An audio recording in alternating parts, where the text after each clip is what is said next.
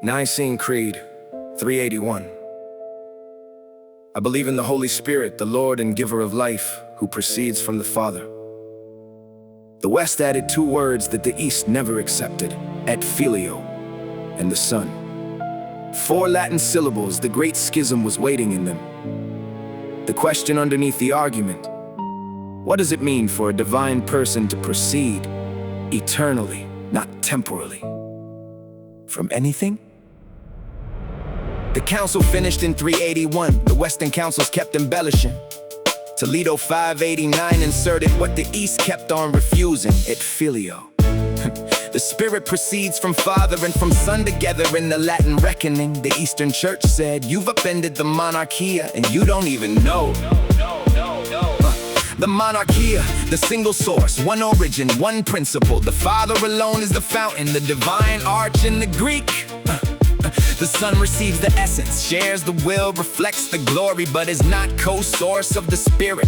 That's the claim the East would keep. Photius in the 9th century laid the Eastern case with rigor. If Spirit proceeds from Father and from Son, 2 principles are introduced, which presses toward ditheism. 2 sources in the Godhead, and the unity of the divine is the thread that has been loosed. Who is the Spirit?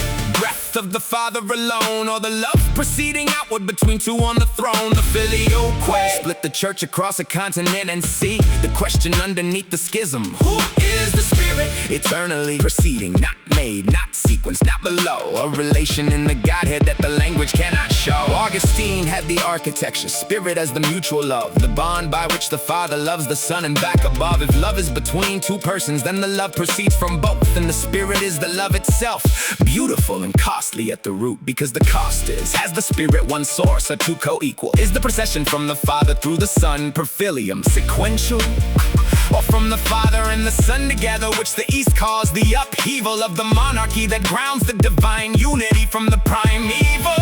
Anselm in the West replied, the Son has all the Father has by generation, including being the co-source from whom the Spirit sent. And Maximus in the East found some accommodation: from the Father through the Son, a mediating path the Spirit went. And I've sat in both traditions, the liturgy of the Orthodox, the Reformed theology that shaped the way I read the text, and heard the same Spirit moving in the Theotokos in the Westminster Confession, and wondered if the argument is more about the power than the mystery. The eternal procession is not a moment, it has no end. It is a relation that the divine persons always are within, not caused, not generated on a timeline with a start, but constitutive of what it means to be the 3rd person from the first. And here the language fails, and failing is appropriate. Every sentence built for creatures runs against the edge of what it means to speak of the eternal without domesticating the eternal into creaturely sequence for the reader's benefit. The Spirit is not waiting for the schism to be settled. The Spirit is the bond of love the argument is about. I hold the filioque as a question I can sit inside and address the Spirit both as the one proceeding out from the Father through the Son, and maybe from the Son, from the Father alone, and the Son as the channel. Spirit is not waiting, proceeding eternally, relationally, really. The argument divides us, the Spirit doesn't.